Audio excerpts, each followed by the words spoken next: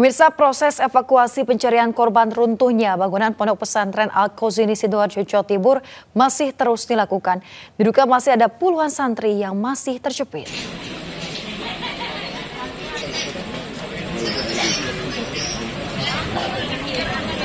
Pemirsa, petugas gabungan masih terus berusaha mencari korban yang tertimbun reruntuhan. Dari sore hingga malam, petugas belum berhasil mengevakuasi satupun korban.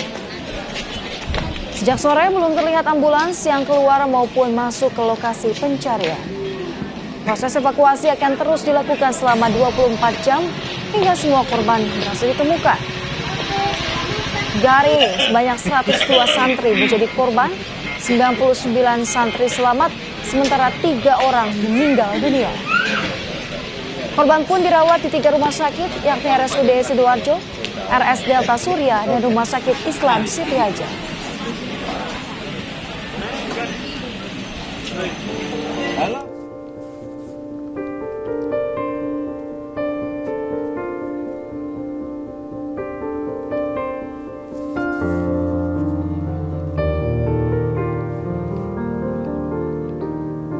Pemirsa, sejauh ini ada 3 korban tewas akibat ambruknya atap pondok pesantren.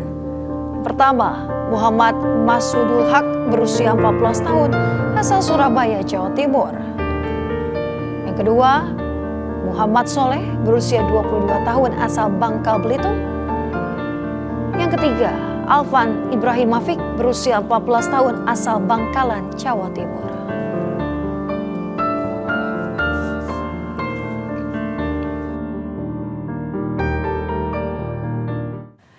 Ya, pemirsa, seperti apa perkembangan proses evakuasi? Kami telah terhubung dengan jurnalis Anyus Pramono Putra di Pondok Pesantren Al-Qazini Sidoarjo, Jawa Timur.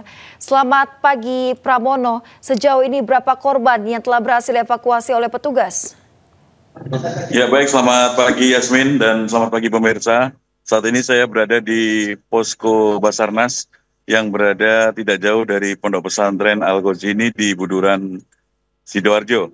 Dan bisa saya laporkan untuk saat ini kondisi posko dipenuhi oleh sejumlah keluarga korban yang datang sejak hari pertama dan hingga saat ini. Sementara di posko ini juga disediakan tempat untuk menginap, untuk beristirahat keluarga korban yang sedang menunggu proses evakuasi. Sementara bisa saya laporkan sendiri untuk proses evakuasi sendiri hingga saat ini masih terus dilakukan oleh tim evakuasi, baik dari Basarnas, BPBD Jatim, maupun dari tim SAR TNI Polri.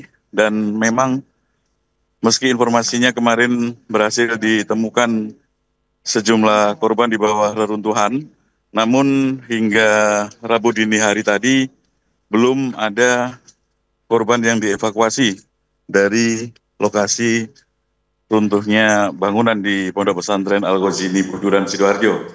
Sementara di posko SAR gabungan sendiri yang berada sekitar 200 meter dari Pondok Pesantren, saat ini juga terus dilakukan pendataan oleh petugas dari Basarnas, dan keluarga korban pun tetap berada di lokasi posko dengan perhatian khusus dari pihak Basarnas. Jika ada korban ditemukan, pihak Basarnas langsung menginformasikan kepada keluarga korban dan nantinya akan merapat atau mendekat ke pondok pesantren. Sementara kondisi pondok pesantren sendiri pagi ini tertutup untuk umum, hanya petugas evakuasi yang diizinkan masuk ke dalam pondok pesantren. Yasmin. Mono, hingga saat ini sampai kapan masa tanggap darurat diberlakukan? Ya, untuk masa tanggap darurat sendiri belum bisa dikonfirmasi sampai kapan dilakukan. Namun meski demikian sudah ada pernyataan resmi dari Basarnas bahwasannya untuk penanganan atau evakuasi korban reruntuhan di Pondok Pesantren Al-Qazini Buduran, Sidoarjo ini akan terus dilakukan hingga batas waktu yang belum ditentukan. Jadi mulai pagi 24 jam, siang, sore, malam, petugas tetap melakukan proses evakuasi secara bergantian. Demikian Yasmin. Baik, kita harap tentunya seluruh korban dapat segera dievakuasi dalam kondisi selamat. Terima kasih rekan Pramono Putra melaporkan langsung dari Sidoarjo, Jawa Timur. Selamat bertugas kembali.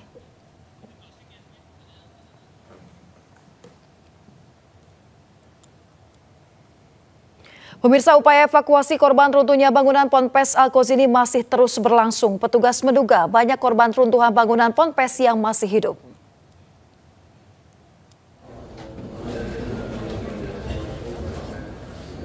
Secara bergantian, tim Basarnas Surabaya bersama tim BPBD Jatim dan tim SAR terus melakukan pencarian dan evakuasi korban. Tim evakuasi berusaha menembus reruntuhan bangunan untuk bisa mengevakuasi korban dari balik reruntuhan bangunan.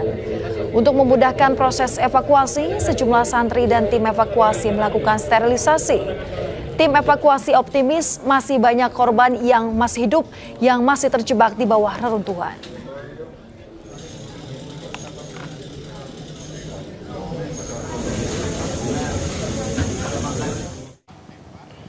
Pemirsa, upaya evakuasi korban runtuhnya bangunan Ponpes Al-Kozini di Budoran, Sidoarjo, Jawa Timur terus dilakukan. Petugas mengindikasi banyak korban reruntuhan ini bangunan Ponpes yang masih hidup.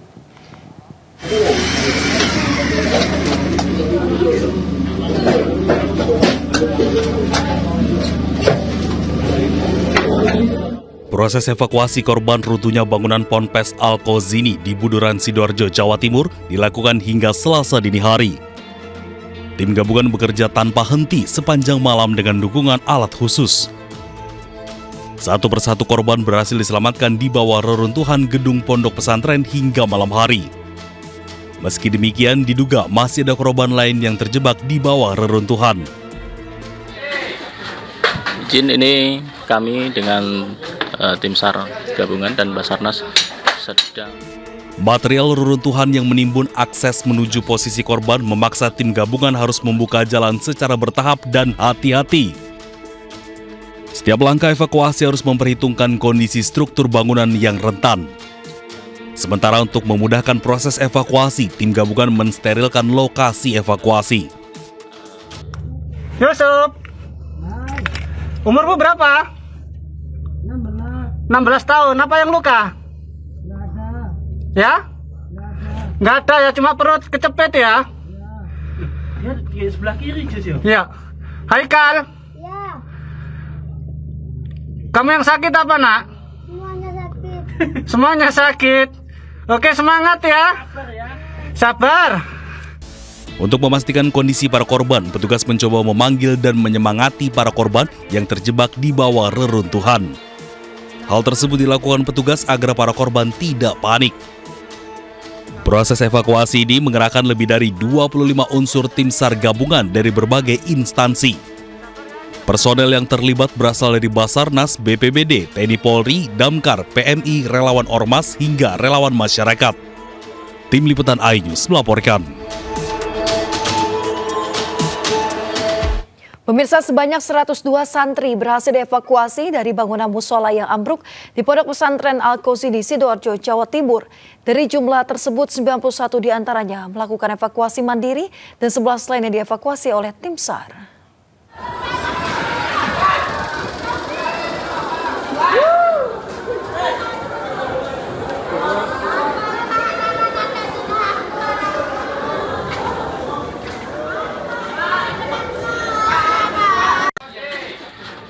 Izin, ini kami dengan tim SAR gabungan dan Basarnas sedang proses ekstrikasi satu korban. Di lokasinya ada di lantai bawah. Pemirsa, tim SAR gabungan hingga kini masih mencari puluhan santri yang tertimbun bangunan musola di Pondok Pesantren Al-Kozini, Sidoarjo, Jawa Timur. Badan Nasional Penanggulangan Bencana menyebut total masih ada puluhan santri yang kini dalam proses evakuasi. Sementara itu, pemirsa, sebanyak 102 santri berhasil evakuasi dari bangunan. 91 diantaranya melakukan evakuasi mandiri dan 11 lainnya dievakuasi oleh tim SAR.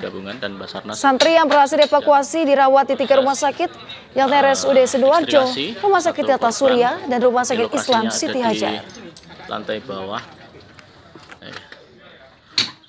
Kemudian gambaran di di area sekitarnya. Jenazah Muhammad Soleh, santri Ponpes Al-Qozini, korban meninggal robohnya bangunan musola, dipulangkan ke kampungnya di Bangka Belitung. Jenazah Muhammad Soleh, santri 22 tahun, korban robohnya bangunan musola Ponpes Al-Qozini, dibawa pulang keluarga. Jenazah diterbangkan menuju kampung halamannya di Tanjung Pandan, Bangka Belitung.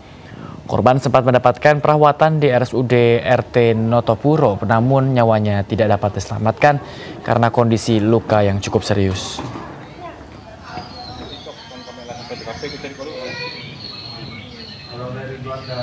Sementara rumah duka di Bangka Belitung, pemirsa, keluarga menunggu kepulangan jenazah Muhammad Soleh. Keluarga mengaku ikhlas dengan kepergian Soleh. Rencananya jenazah akan dimakamkan di pemakaman umum di dekat rumahnya.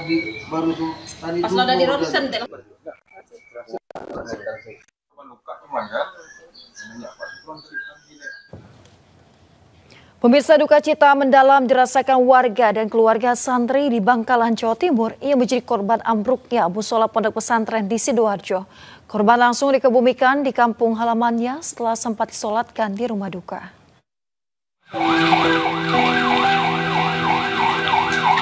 Diiringi hujan, jenazah Maulana Alvan Ibrahimovic, salah satu santri yang menjadi korban musibah ambruknya ponpes, tiba Selasa dini hari di Kampung Tangkel, Desa Lomair, Kecamatan Blega, Kabupaten Bangkalan. Sejumlah kerabat dan warga meramaikan rumah duka. Usai disemayamkan, jenazah almarhum dimakamkan di kompleks pemakaman desa setempat. Proses pemakaman yang awalnya akan dilakukan Selasa pagi hari dipercepat hingga pemakaman dilakukan pada malam hari. Pihak kepolisian setempat masih menelusuri informasi terkait identitas santri korban lain di wilayah Blega, Bangkalan selain Maulana Alvan Ibrahimovic.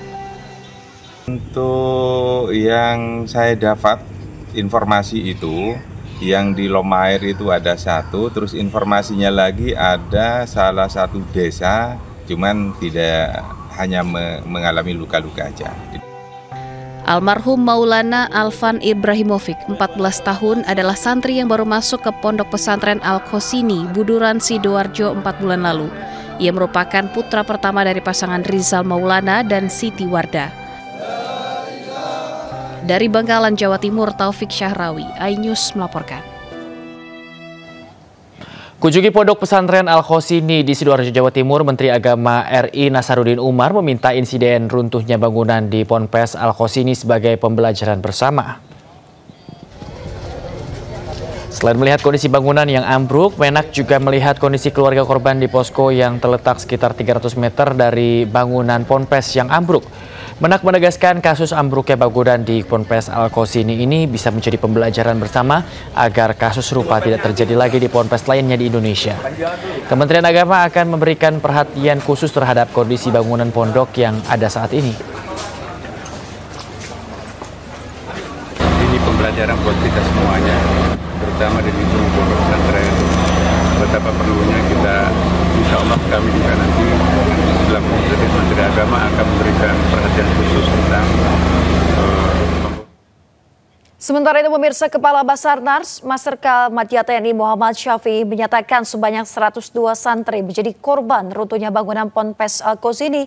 Terdiri dari 99 orang santri selamat, namun 3 orang dipastikan meninggal dunia. Korban berjumlah 102 orang, terdiri dari selamat 99 orang, meninggal dunia 3 orang. Saya menghimbau kepada seluruh masyarakat agar tidak menyebarkan informasi yang belum terkonfirmasi. Informasi lainnya, pemirsa, juara dunia MotoGP 2025 Marc Marquez bertemu Presiden Prabowo Subianto di Istana Kepresidenan Jakarta pada Selasa sore. Pertemuan Marc Marquez dengan Presiden Prabowo di istana berlangsung santai dan penuh keakraban. Pembalap dengan julukan The Baby Alien keluar dari lingkungan Istana Negara dengan didampingi oleh Menteri Pemuda dan Olahraga Erick Thohir.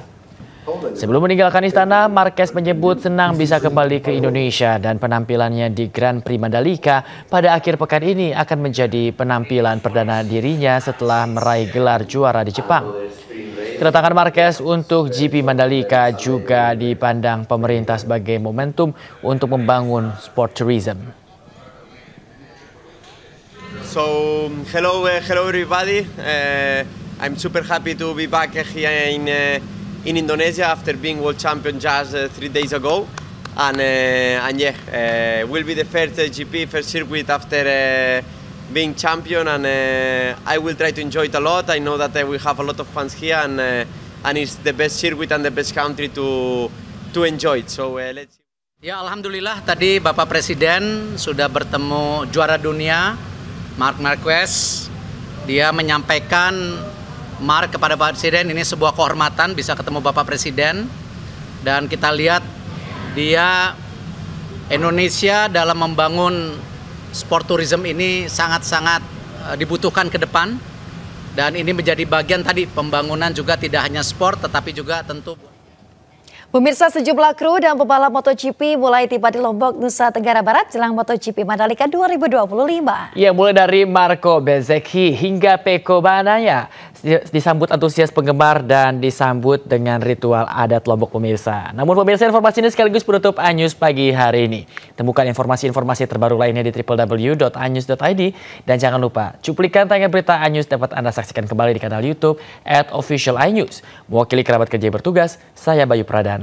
Dan saya Yasmin Tania pamit undur diri, namun jangan kemana-mana pemirsa karena sesaat lagi akan hadir program iNews Sport Pagi bersama Togi Sidaga.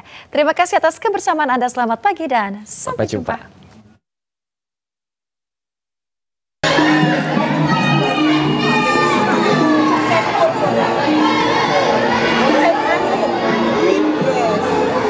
Sejumlah pebalap MotoGP seperti Marco Bezzecchi hingga Francesco Bagnaia tiba di Indonesia, tepatnya di Lombok, Nusa Tenggara Barat, jelang MotoGP Mandalika 2025.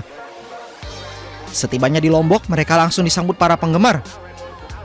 Tidak hanya itu, para rider ini disambut dengan ritual adat, yaitu ritual sembek, yakni penorehan racikan obat tradisional di kening. Para pebalap yang tiba senang dengan sambutan ini dan mengucapkan terima kasih. Gelaran MotoGP seri Mandalika sendiri dimulai pada 3 hingga 5 Oktober.